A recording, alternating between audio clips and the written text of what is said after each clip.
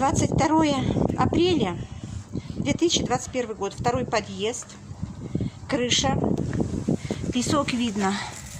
Вот он влажный. И нам собираются его переделывать. Ничего не просушивая. То есть погоду, нам сказали, будет после хорошей погоды, как наступит, тогда только начнутся работы все.